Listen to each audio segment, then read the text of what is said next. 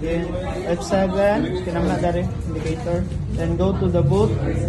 Then select the CSM compatibility support module. You have to enable this one because in the first place this is already disabled. Enable, then go back and find the boot option one, SanDisk or the device or the flash drive. You have to use na iOS. Then F10, 7X, 7 reset.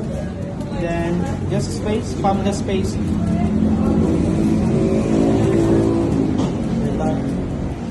Then Ito na sir, pinakauna. we just have to wait.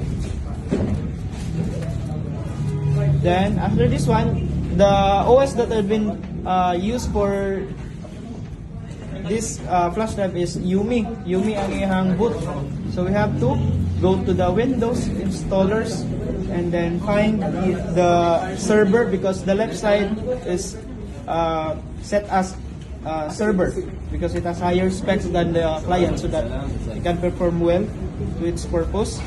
Then we have to wait a bit of a minute, roughly around 1 to 2 minutes. Ulatan na nimo, you just have to wait to boot. There's indicator naman din at the upper left side. Then you have to wait, and then this one, it enters the boot. Then after that, we have to configure the setup.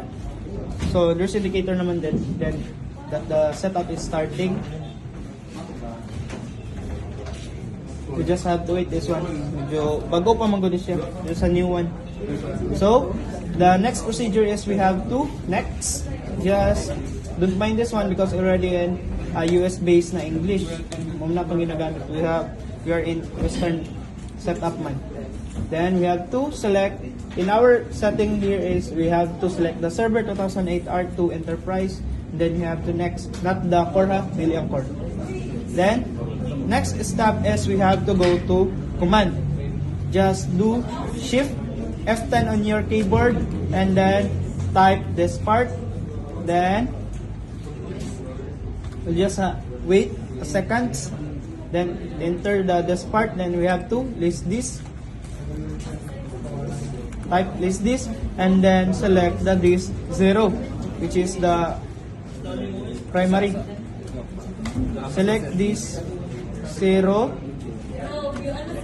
So the disk 0 is now selected disk and we have to clean.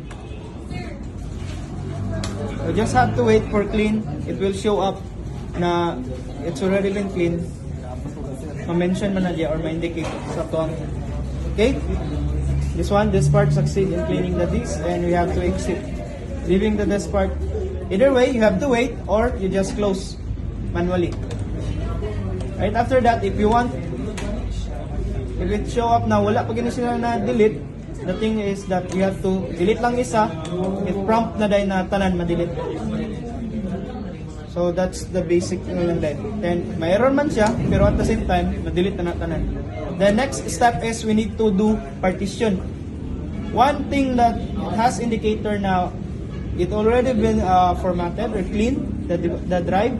It shows na unallocated space, pasabot ready to partition na siya. I mean ready for partition.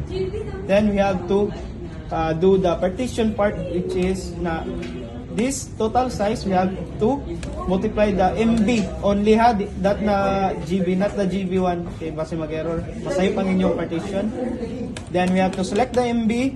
It show up na 1,221,04. We have to partition it via 60-40 or 60%, 40% partition, 60% for OS placement and 40% for disk, local disk na for picture, images, whatsoever na inyong isave there. 7326 2.4, but we have to round it up into 3. Okay? And apply. Okay. Then just wait for the loading screen. Wait lang lenta for a moment.